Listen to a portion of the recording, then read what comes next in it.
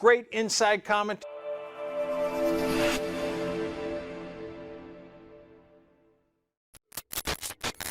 General Michael Flynn's military career included a key role in shaping U.S. counterterrorism strategy and dismantling insurgent networks in the Afghanistan and Iraq wars.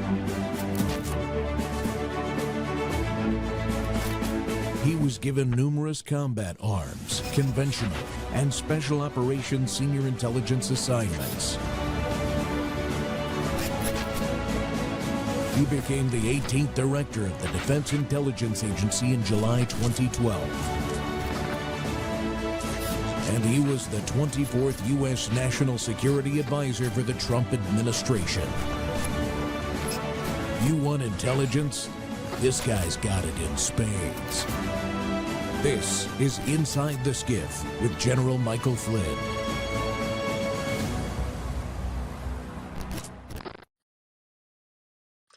Good morning, everybody. My name is General Mike Flynn, and I really appreciate the audience attendance here this morning, and also those that will watch this as podcasts get watched on the internet and such. Wow, what a amazing time that we are living in! A very, very historic period of not only U.S. history but world history.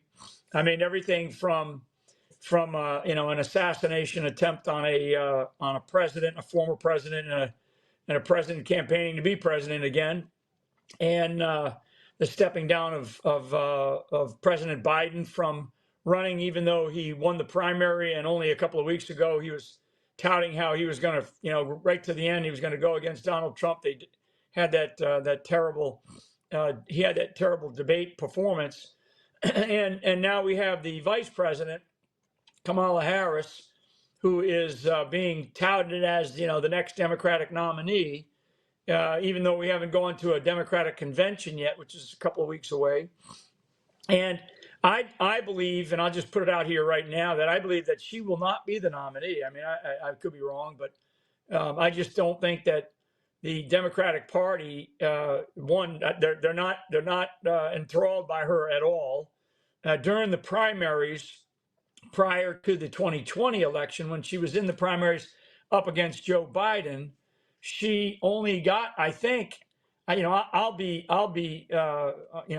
top line it. She might have gotten 3% in a couple of the states, but I think she got overall less than 1% in the 2020 Democratic primaries, and it just showed how unlikable of a person that she was. And frankly, everything that I've heard from those people that have been working in and around the White House or in government that have interacted with her or anybody from her office, and they get the same sentiment, that she's just a very unlikable, very mean, and frankly, an angry type person, even though she will come across as somebody, she'll have her laugh that is definitely out there. And she's just a person who does not seem to be the type of person that the Democrat Party machinery really wants. Although we've heard all these different things about the money raising, but I wouldn't let that distract from some of the other things that are going on. And I think it was smart for President Trump to not debate her just yet, or to not take that challenge just yet, until the Democratic process for the Democratic National Committee runs its course. And it won't run its course until their convention, which is in about another week and a half here. And when they have that convention, then during that convention, they'll go through their nomination process, and they'll choose. They might choose Kamala Harris. Somebody else might come in there. Somebody like a Hillary Clinton, somebody like a Whitmer out of Michigan, somebody like a Shapiro out of Pennsylvania. Who knows? I mean, it's a fascinating time politically in this country, and I think that as we consider the kinds of challenges that our nation faces here at home, and certainly the political challenges, and the political challenges really have everything to do with, everything that happens in our lives these days. It seems everything from border security to education security, food security. Anybody that follows me on X or any of my social media sites, Truth Social or Telegram, I posted a food security article just the other day, and you can also subscribe to some of those different places. You can subscribe to Patriot.tv as well. And I strongly recommend people subscribe to this network, because this network, we are growing rapidly. Patriot.tv, we have great set of hosts who are really, really out there telling the truth. And I say that Patriot.tv is the home of the truth. So inside the SCIF, what I like to do is I do like to talk about the challenges, particularly the global challenges that we are facing, and to give everybody kind of an update of where we're at. I mean, President Netanyahu from Israel visited the other day. Of course, he was snubbed by the White House. He gave a testimonial to sort of a state of the war in Israel to our Congress, and many members of our Congress didn't show up. I think there was, I think I was told 80 members of the Democrat Party didn't show up, which is really wrong, because they represent people, like it or not, like what Israel is doing or not, like the results of what is happening or not. We are paying Israel we're paying Israel all kinds of money, and the people in their districts that they represent, their money's coming out of their pockets to foot these bills to Israel, to the Middle East, to all these other countries. So I think snubbing a international leader of a nation that we are tightly aligned to, the United States of America, like it or not, the United States of America has a close alliance to the state of Israel. And I'm a big fan of Israel as it is. I'm a big fan of Netanyahu. I know we all have our shortcomings, but these are very, very difficult times. And Israel didn't start this war on the 7th of October. The Hamas did, and it was a brutal start. And they are still holding hostages, some of whom are U.S. hostages. So for those people that snubbed it, those political leaders in Congress that snubbed his State of the Union, or his address to Congress, I think that they're doing a major disservice to their own constituents in their own districts. So because those people in their districts are footing part of the bill for this thing. The other thing that was going on here is that the snubbing by the White House, and you have to ask yourself, why? I mean, we are pouring money into the Middle East. We're pouring money into Israel for sure. We're pouring money into Hamas. We're pouring money into Hezbollah. We're pouring money into Iran. If we're giving money to Iran, they're giving it to the Houthi rebels. The Houthi rebels have shut down the Red Sea pretty much, or they certainly have placed maritime vessels at risk by transiting into the Red Sea to be able to transit up to the Suez Canal, to be able to get in and out of instead of having to go all the way around Africa, they can go up through the Suez and transit through the Mediterranean, and then move their commerce into the belly, the underbelly of Europe, through either Italy or other locations, Greece, and then they can. That's commercial trade, right? And it's a much shorter route than going all the way around the Cape of Good Horn there, around southern Africa, and then having to transit some very, very difficult waters. Actually, not just the physical challenges of transiting those waters, but also the pirating. There's all kinds of piracy operations going on off the coast of Somalia, down around Mozambique.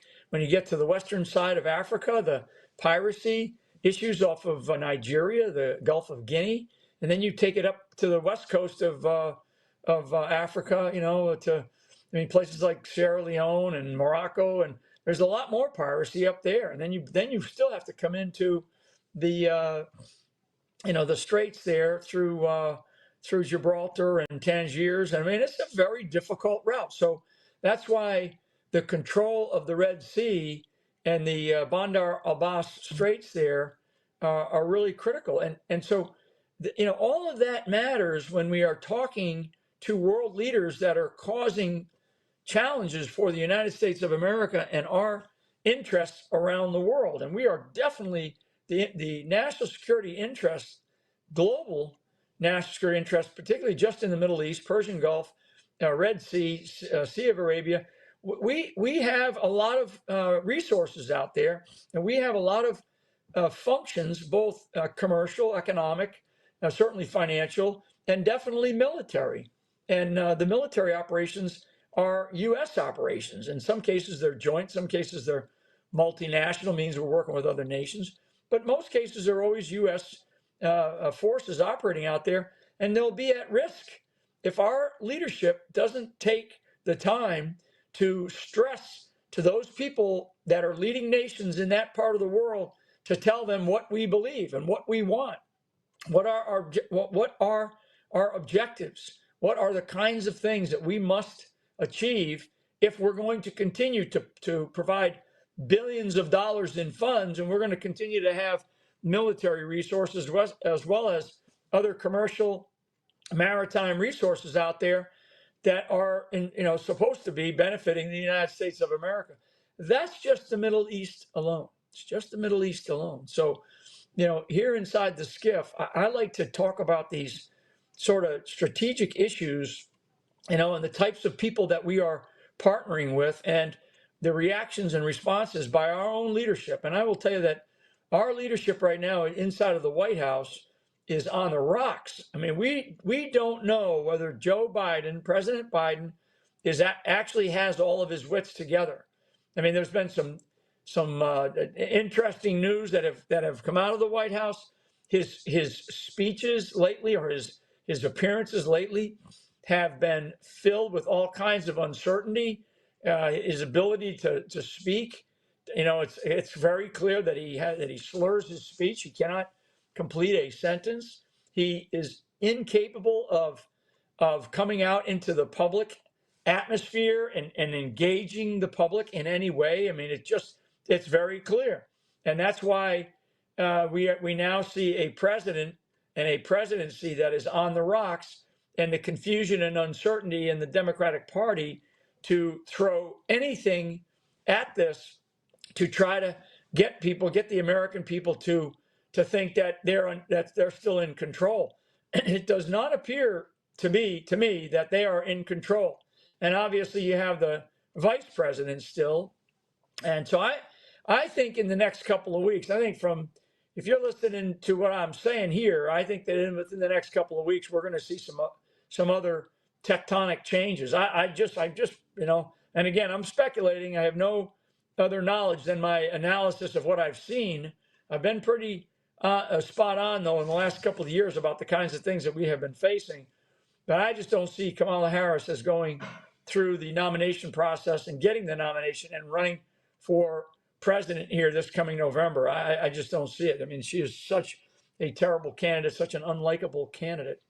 So let me jump to another part of the world, because I want to, again, sort of keep the landscape in perspective, the global landscape in perspective here inside the SCIF. And we're not even hearing about, what's going on in Ukraine anymore, right? I mean, it's like you don't hear about the destruction. You don't hear about the combat operations. You don't hear about what Russia's doing. Now it's all about, you go to the news, it's all about these crazy, the opening ceremonies of the Olympics, which I think is disgusting. It's unbelievable for anybody that's a Christian out there. And again, if you follow me at X, you can see my posts at Jen Flynn, at Jen Flynn, Gen Flynn, and you can see the kinds of things that I said in the last few days about the opening ceremonies of the Olympics. But and the Olympics have been threatened by Hamas. They have been threatened by the Palestinian and Islamic Jihad, the people that we're supposed to be supporting, right? The people that we're giving money to. So there's been direct threats to the security of the Olympics. Never mind, let's stick with Ukraine for a little bit. Zelensky came back over to the United States not too long ago, with the tin cup out, and basically telling people, you better continue to fund me. I think that he talks to these politicians, U.S. politicians, in a very direct way, because I think that most of these people that are Republicans and Democrats are compromised by some of the ways that they have benefited by this war continuing on in Eastern Europe. But we're not even hearing about it anymore. So they're not even talking about it. The mainstream media they're not even addressing it. Whereas before they were just beating us over the head. They were beating people like me over the head, people like Donald Trump, because they were saying we were Russian puppets and we were for Russia. I'm not a pro-Russia. I'm an anti-war. I'm anti-war and anti-endless war. And I think the kinds of things that we are seeing that have been going on now really since 2014. Okay, this has just happened because of Biden taking office and Russia taking advantage of a weak presidency and Biden.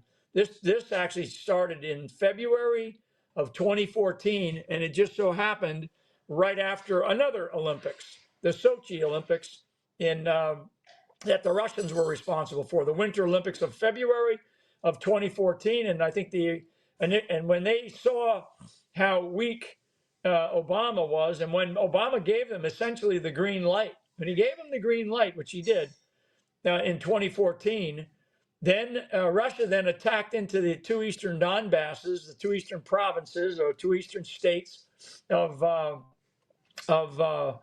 Ukraine, and they also took the Crimea, right? They took those things, and they essentially returned to what you could say are 1939 borders. And I think that, Russia had what they called limited military objectives then, and war ensued while Obama was still in. When Trump came in, Russia backed down. They backed down a little bit. They didn't give up the space, but they backed down on their aggressiveness to take any more terrain or to expand what it was that they were trying to do. And so that stopped. That stopped for 4 years, primarily because of the strong leadership in Donald J. Trump, President Trump, and the uncertainty that he presented to them because they weren't really sure. Trump did some things in the Middle East where he said he was going to do something, and then he did it. And when he did it in no uncertain terms, and he did it with a big stick, and he actually achieved tremendous results. And that was going after ISIS, that was going after leaders, Baghdadi and Soleimani. So when he said that he was going to do something, he did it, and he did it in a very smart, strategic, precise way. And he basically, in his relationship with Putin, he basically gave him that level of uncertainty, but also demonstrated that level of leadership. And when you do that with some of these bully on the block type guys, these tough guys, they respect that. They respect that. Like it or not, they respect it. When the 2020 election came and went, then and of course Biden is now in charge. Immediately, they could smell the weakness. They could smell the fear. And they also knew Joe Biden for many, many years as a political hack. And the kinds of compromises that him and his son were involved in Ukraine with Burisma and some of these other companies and some of these other deals that his son is clear. I mean, I'm not making this up. These are the kinds of things that they were involved in, and they knew that Joe Biden was heavily compromised, and so they took advantage of that. And they reestablished their what they call their limited military objectives, and they then began to expand so they could ensure their hold on those two eastern Donbasses and Crimea. And of course, they did some operations toward the capital and in and around the capital, and some others where they really did some devastating attacks, offensive operations. And the Ukrainian military, despite us pouring billions and billions and billions of dollars at them, the Ukrainian military is woefully unprepared, woefully untrained, and really second rate. Sorry, but they are. And now, after essentially 3 years of fighting, they don't even have the manpower anymore to be able to do it. So now we're providing them, contracted capabilities, meaning we're providing very, very high-end military weapon systems. And along with those, we're providing contracted personnel and capabilities to be able to do some training of their personnel. More than likely, there's probably some of these contractors are operating on Ukrainian geography and basically helping to utilize these weapon systems, these high-end weapon systems, rockets for the most part, against Russia. We're also know that there's been drones flying in and around and over Russia. Russia, of course, has been very aggressive and they have devastated, a major parts, certainly major parts of Ukraine. And it's one of these wars where you kind of say to yourself, okay, so how does this thing end? I mean, Russia has no ambition to attack into NATO. If they did, they'd already done it because the element of surprise would have been there and they would have taken it, but they didn't. So it's clear to me that Russia has no ambition to go into NATO. So why is NATO stepping up their offensive activities and their offensive, their discussions about what NATO will do? NATO is supposed to be a defensive alliance for defensive purposes, in order to support any nation that gets attacked, in this case by Russia. Then they would respond in kind and they would respond together, not prepare and conduct offensive operations. That's not what NATO is supposed to be initially if we're not at war. And right now, NATO's not at war, and there's all this noise about all this, talk about bringing Ukraine into NATO. I mean, it would be the biggest mistake to do that. So that's why one of the things that we need, and this gets back to what I talked about with the Middle East and what I talk about with Europe, that we have to have strong leadership in the White House, and we have to have strong leadership at the State Department and in the Department of Defense and in our national security apparatus, in our Department of Commerce, in our intelligence community. And right now we have people who are kowtowing to the left, meaning the communist left in this country. And it seems to me that what they want to do is they want to prolong these wars. They want to continue to line, sadly, to line their pockets, to expand their own power bases. And I'm now talking about members of Congress. I'm talking about political appointees in this administration. And as they look at the future, if they see the future as something that is still in their cards, meaning, do they believe that they can actually win the presidency? Then this will get worse. Things will grow. They will grow increasingly worse. We will find ourselves, if we already don't find ourselves in a world war here, and I've said I have said that we're in a world war. It just doesn't feel like that. It's not like, when we fought the Germans and the Japanese during World War II, or the Huns during World War I. I mean, we're in a World War III scenario right now. But what I fear is that something will give, and somebody will allow for a much larger incursion of some action, some military action, that then causes either the Russians to do something, maybe to bring up their nuclear weapons, maybe to do something dramatic like that, or NATO does something foolish and brings Ukraine into NATO. And now what we have is right on Russia's doorstep a NATO nation, which is something that we always talked about holding back on. It goes back to the collapse of the Soviet Union and the Budapest Accords in Budapest, Hungary, that were addressed in 1994.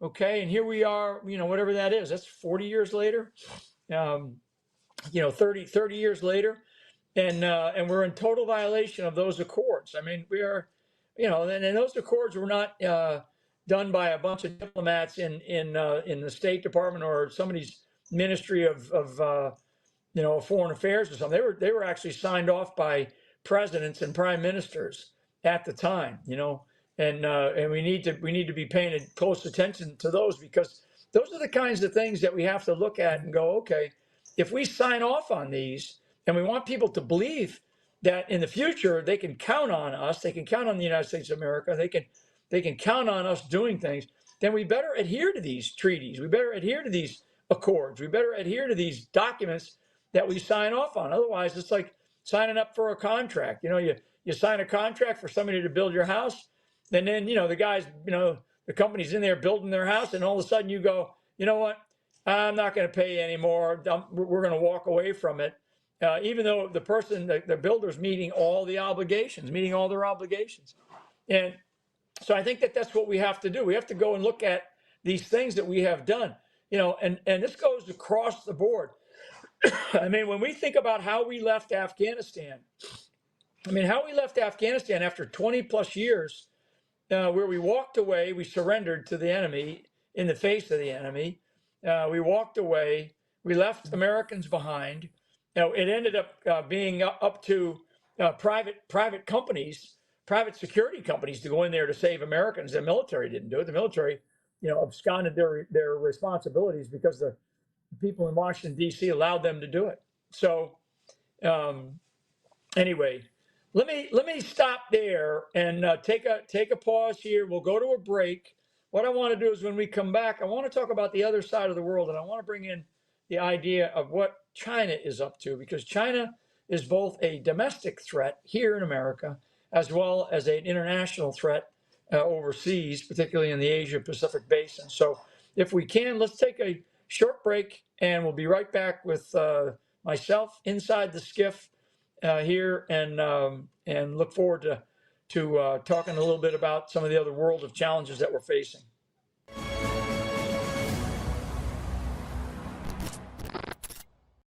The world is about to shift. Banks are going cashless globally with the emergence of central bank digital currency, which will bring with it programmable money and the ability to turn on or off your purchasing power based on your digital social profile. It's like the equivalent of spyware in your bank account. You need to get out of the system with the world's safest and most private assets, silver and gold. Call Kirk Elliott, PhD at 877-547-5743. That's 877-KIRK-PhD.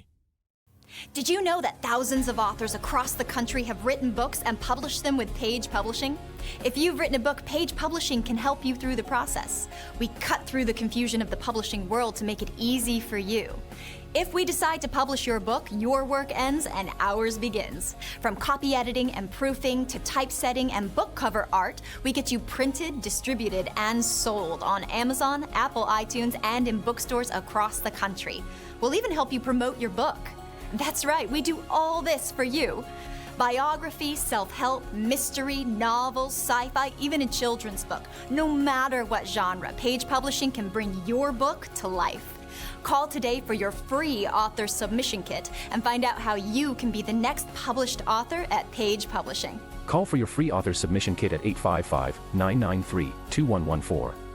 That's 855-993-2114. Former National Security Advisor Lieutenant General Michael Flynn pleaded guilty today to lying to the FBI. He was one of the most respected generals in the military. Every American needs this historical DVD keepsake. Flynn delivered the truth, whatever the cost. Hand signed by General Michael Flynn. Order now at the Patriot TV store. Use promo code PTV at checkout to get special savings. The Patriot TV store, a secure, hassle-free shopping experience.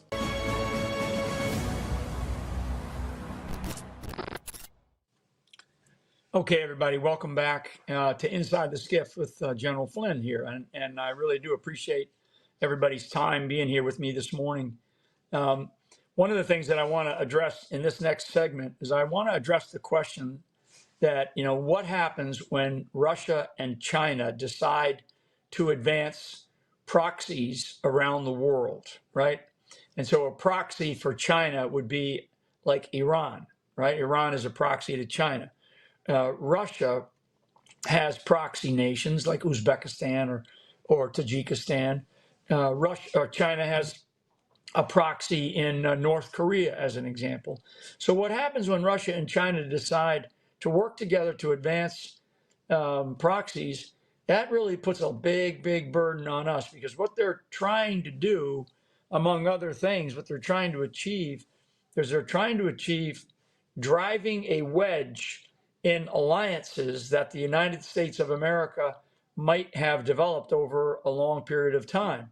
Alliances or partnerships or friendships, just being, the United States being friendly to another country, the United States being in a partnership, an economic partnership maybe with another country, or the United States of America being in a treaty partnership with another country, which is a much more binding level of relationship.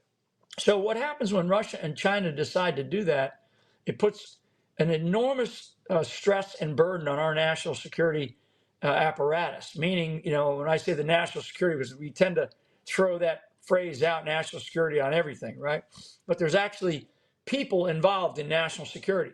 And principally, it's the Department of Defense, it's the National Security Advisor and the National Security Advisory Team that's around the President of the United States. It's the Department of State.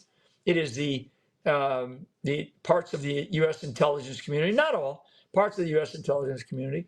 It consists of other structures in our government, like the Department of Agriculture. People don't know that we have.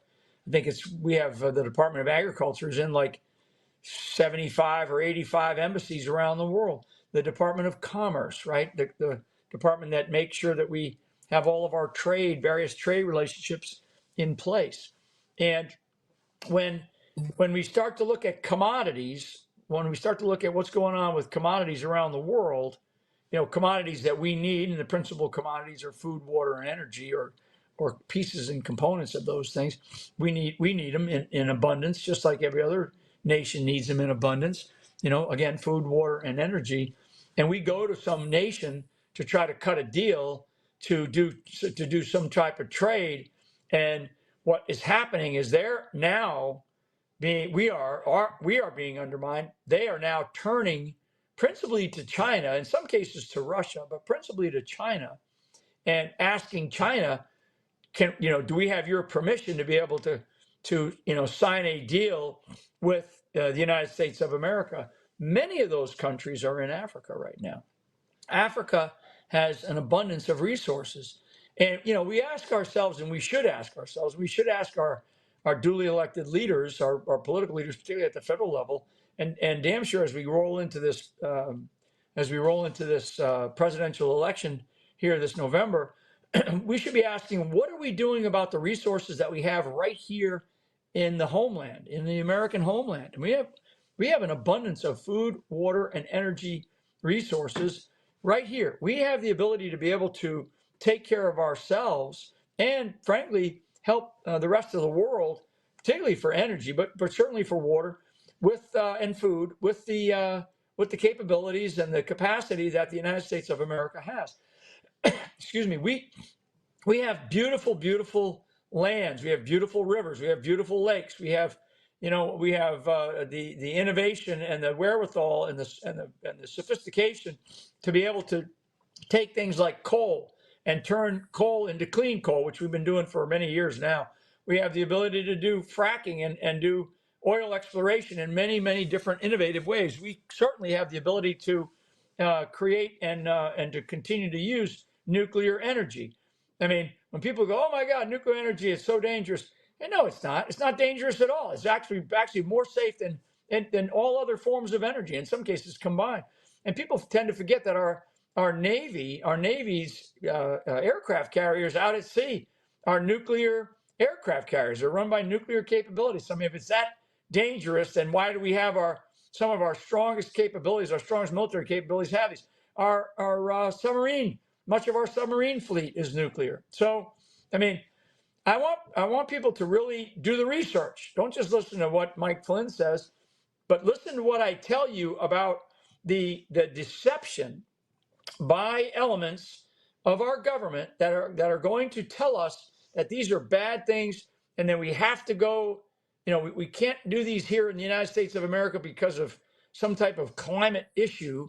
It's got to be done overseas. Well, what we're doing overseas is we're using slave labor. The United States is involved in this, particularly in China, and certainly over in Southeast Asia, Vietnam, places like Bangladesh, Indonesia's another area, and then as close as home as Mexico. So when I talk about previously, I talked in the first segment about the Middle East and then East Europe and a little bit on NATO. I really want to talk about these alliances because China represents a threat to us here in our homeland, not because they have a capability to range us with nuclear weapons or to sneak up on us with other advanced weapon systems, but China is here now. China has infiltrated our institutions of government, meaning a lot of these institutions that I've already talked about, starting with the White House, starting with the Department of Defense, the Department of State, Department of Commerce, Department of Education. All of these different agencies and activities and departments that we have, the Chinese have infiltrated over decades into these institutions. It is very clear. Now, so what does that mean? That means that some of the people aren't Chinese in terms of their culture. They may be working for the Chinese, right? They may be working on behalf of the Chinese government because the Chinese government has recruited them as spies or sources in order to get information or in order to influence things that are going on. When we talk about lobbies in America, you have these various lobbies in America, and those lobbies are infiltrated by the Chinese government. Why is the Chinese government so interested in doing all these things? Because the Chinese government, the CCP, their ideology is communism. The CCP leadership under Xi right now, they see themselves as the global world superpower, sole superpower by the, and in Xi's case, he would tell you that their plan is by the middle of this century. So let's just say by, the 2040s. But I actually think under Xi, he's moved that timeline up. So in order to do that, they need to position themselves in many different areas. So you have the One Belt, One Road initiative. You have the infiltration of U.S. institutions, governmental institutions, and business institutions here in the United States that's been going on for at least 20 years or more. You have the control of really critical geographic straits, Panama Canal being a really critical path, the various straits around the Caribbean down as far as south as Grenada, Antigua, of course, Cuba. You have a Chinese listening post, an intelligence system in Cuba right now, and that's not so they can listen in on what conversations are being had in Miami or in the United States. That's so they can monitor really their maritime and their naval operations in that part of the world. Okay, because we know that the Russians brought elements of a fleet over to as a response to the incursions by the Ukrainians over in Russia just recently in the last couple of weeks and months. So China is on this side of the Panama Canal in a much, much bigger way, and it's very dangerous to our national security. So let's go to the other side. Let's go to the Pacific Basin, right? The Indo-Pacific Basin, we call it now.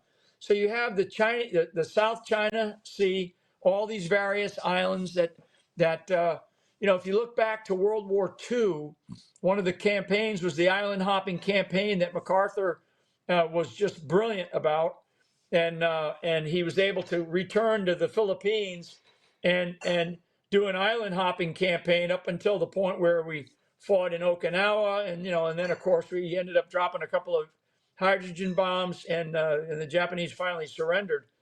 So the Chinese are taking that in reverse, essentially taking that in reverse. I mean, we always talk about Taiwan, but don't be deceived that Taiwan is a distraction from them. So they are just, I believe that they use China or Taiwan as a strategic distraction in order to take over many other parts of the southern Indo-Pacific Basin, South China Sea, all these various islands going all the way down into the Philippines. And when we, the United States of America, give up on our allies over in that part of the world, which it appears to me like we certainly have relationships that are on the rocks. And now I'm talking about long-time relationships with like Australia, New Zealand, and of course the Philippines. All those countries would cherish the idea of having a strong U.S. leader and continue to be the sort of the big dog in the Pacific world out there. But we're not. We are not prepared. We're not ready. We don't have the weapon systems to be able to handle what is needed out in the Pacific right now. The Chinese Navy, the Navy alone is growing by leaps and bounds. And they not only have capabilities, subsurface, space-based capabilities, aircraft, long-range missile systems. They have the geography. They now possess the geography to be able to operate in a much more flexible manner if we actually ended up going to war with them. And that includes all the way down to places like the Philippines. This is not going to be a reenactment of World War II. The Chinese are already there. The amount of Chinese immigrants inside of Australia and the immigration policies, or any Australians that listen to this, and I know that there's a few actually because they give me feedback. The Australian immigration policies, if you think we have bad immigration policies here where we've, invited in 10 million illegals in the last 3 years alone, upwards of 10 million, the Australians, they've had a complete breakdown because their free flow of immigrants into their country for many years. And of course, they don't have certain rules and regulations that the United States has. So it's pretty much a wide open. And this idea of what the United Nations is touting as this free flow of human migration as a human right is nonsense. If you want to maintain your sovereignty as a sovereign nation, you can't have all these people come in and not assimilate into your culture. It's not going to happen. And they're not. They're not assimilating into our culture. They're not doing the things that we would like them to do if they had come in legally, right? So I guess what I'm saying is that the Chinese right now, with their One Belt, One Road initiative, is not just some physical manifestation of a road going from Beijing all the way over to London or to Paris or to Berlin or into the Middle East, into places like Cairo or further west into like Nairobi, or even further west into even as far west as Morocco on the African continent, as far south as South Africa. That it's not just that manifestation. It's also the entire maritime theaters, plural, of operations that do exist on the planet. And one of the things that the Chinese have gotten very smart about are the key straits that do exist around the world. And in some measure, understanding some measure or some modicum of control over those straits. And if the Chinese are able to control them either by themselves or through these relationships. So when I get back to the question I said up front, what happens when Russia and China decide to advance proxies? And a proxy of China's is Iran. A proxy of Iran's is the Houthi rebels down in Yemen. A proxy of China is actually Kenya, Ethiopia, Sudan. And I would even venture to say Egypt, because we have given up to a degree. We have not been good partners of Egypt. So that part of the world, and to be able to maritime, to be able to navigate through the maritime conventions of that part of the world freely, we have always been able to do that because we had such a strong Navy. And our Navy is just not there anymore.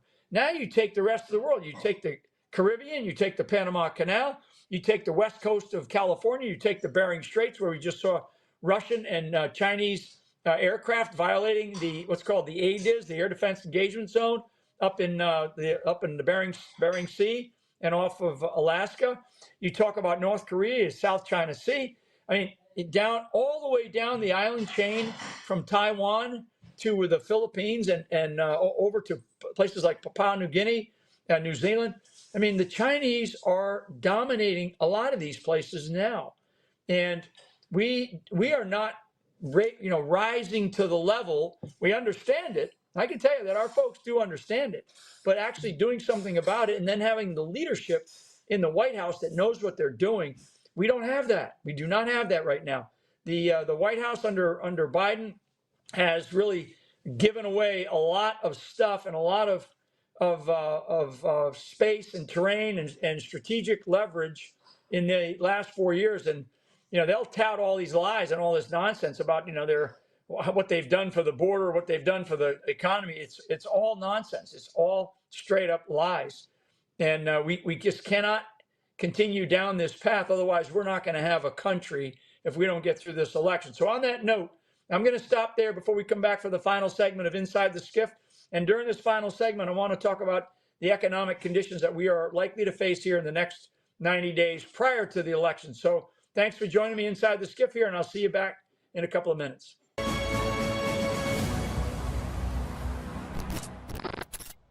Mark Schaffline with you, and I'm really happy to talk about a brand new show we're going to debut on Monday at 6 o'clock Eastern, 3 o'clock Pacific, Election Edge. We're going to talk politics, polling. We're going to give you great inside commentary behind the statistics. Who's up, who's down? Donald Trump, Vice President Harris, Cornel West, Jill Stein, Robert Kennedy, three-way race, two-way race. We'll break it all down for you. Election Edge starting Monday. Did you know that thousands of authors across the country have written books and published them with Page Publishing? If you've written a book, Page Publishing can help you through the process. We cut through the confusion of the publishing world to make it easy for you.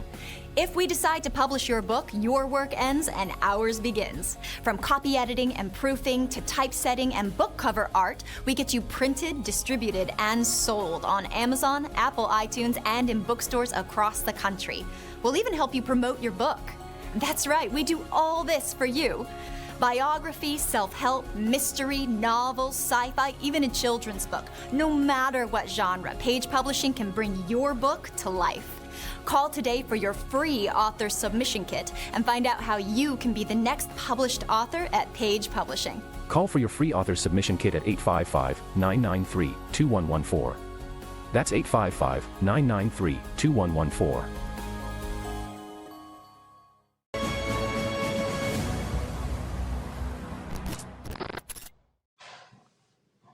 Okay, everybody, welcome back to Inside the SCIF. And I appreciate everybody's diligence up to this point. I hope you've had at least some opportunity to maybe even consider some additional research that you need to go and look at. I mean, one of the things that we've got to get people to understand is the status of the Panama Canal. It's a very, very important piece of terrain. And if we lose the Panama Canal to the Chinese, that represents 70% of U.S. trade transits the Panama Canal. And if the Chinese control that, boy, we're in a really, really difficult place. And we're going to owe our allegiance to China, to the CCP, to the Communist Party. So really something incredible. Now, what I want to do in these last couple of minutes is I want to talk about the economy, right? And I want to go back to, and none of this, sadly, I watched a little bit of the Republican convention, and I'll pay attention to the Democratic convention, but there's very, very few people out talking about World Economic Forum, the BRICS nations, central bank digital currency, and the economic conditions that we are going to face. We are facing them right now. So don't think for a second that the U.S. dollar that you might have in your pocket or that you think you have in the bank is going to continue to maintain its strength. It has already diminished quite a bit just because of the incredible rise of inflation under this administration. I mean, the areas of inflation, inflation is looked at by various things. But, like overall, it's probably like 10, maybe 15%. But you have inflation in the housing market. You have inflation in food. You have inflation in your ability to, how much does a car buy, if you're going to buy a car, what's the inflation of certain commodities, inflation rates of certain commodities, the inflation rates for things like energy, right? Your ability to be able to heat your home or put air conditioning in your home if you're in a summertime spot. So money, right? Money, economics. And I'm not going to sit here and tell you that I'm an economic expert, but what I am an expert on is national security. And national security, when it comes to food, when it comes to energy, when it comes to education, when it comes to water, when it comes to our nation, when it comes to domestic issues, those are all national security issues. And taken together, we are at grave risk. The United States of America is at grave risk. There's no other way to say it. So there's something called BRICS, and I think most of the people that will listen to this maybe have heard about it. BRICS is Brazil, Russia, India, China, and South Africa. There are now outreaches by those nations, by that consortium, to many other countries, the Saudis being one.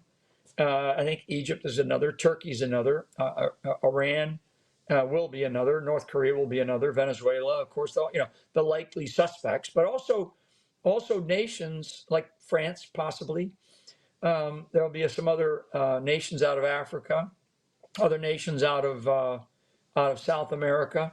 So nations that would have otherwise stuck with the United States of America as the sort of the captain of the team that I want to be on, right? I want to be on that team because that team has a great captain, has a great coach, has a great attitude, has a great culture, and allows us as a sovereign nation to be able to do the things we need to do. But when we need help, we can always lean on this much stronger team, right? What's called the United States of America. That is not the case anymore, folks. Not the case right now. It is clearly not the case under this administration.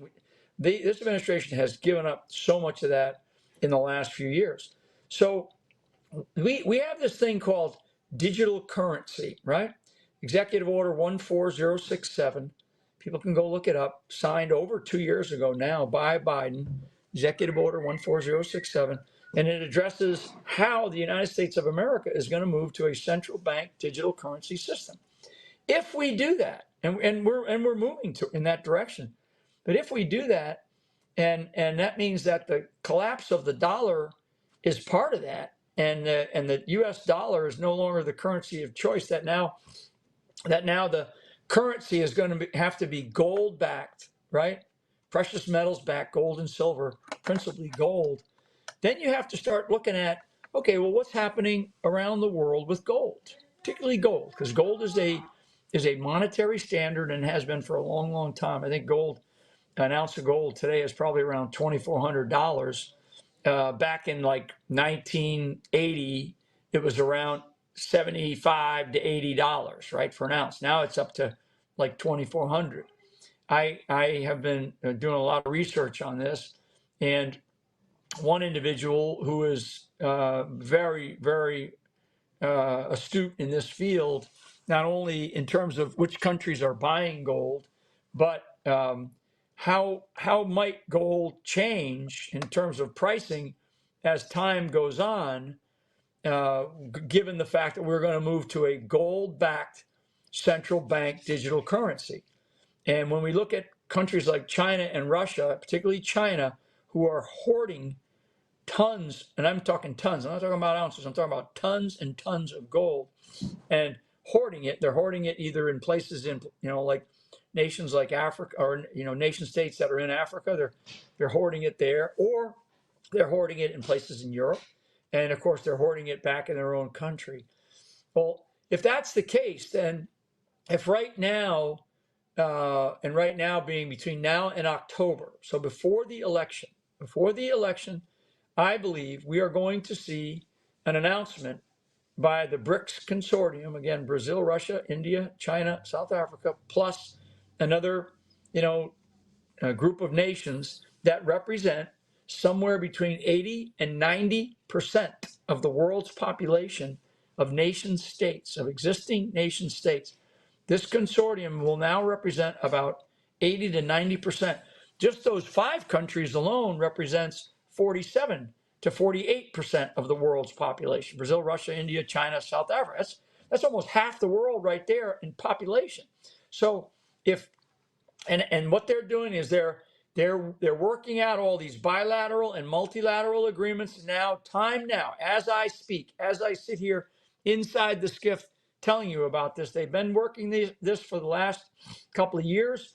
They are working on their agreements, and come this October, when the BRICS holds its summit this year, and this particular summit is led by Russia, so Russia is the chair now, so Putin will be the chairperson running the summit in October. and it's going to occur about a month before our presidential election. One of the things that I believe is going to come out of this are some big, big decisions that the United States could weigh into, but we will not. We will not weigh into them. What we'll do is we'll give into them. And I think one of the things that they're going to do is they're going to say the world is now moving to a central bank digital currency system of trade, global trade, right? And that the reserve that will make sure that protects that trade, protects that deal will be gold and gold back. So the idea that gold is at 2,400 announced today, I've watched it go up from, just the last couple of years. I think when I first started really looking at this, it was like around 1,900. Now it's 2,400. I've been told that it could go as high as 12,000. I'm like, what? 12,000? Well, what happens is when a particular commodity initially becomes, sort of that hot commodity, then the price, the global prices go up, and until they stabilize, and then they start to come back down to where countries begin to stabilize in that market and use, they don't use the U.S. dollar as the currency of choice anymore. And I'll get to the end with this as I come to the end here. I recently traveled in Europe. And one of the things 10 years ago, if you traveled in Europe and you had US dollars on you, like a $20 bill, a $10 bill to give somebody a tip, it would be like gold. It would be like gold that you were giving them a US piece of US currency.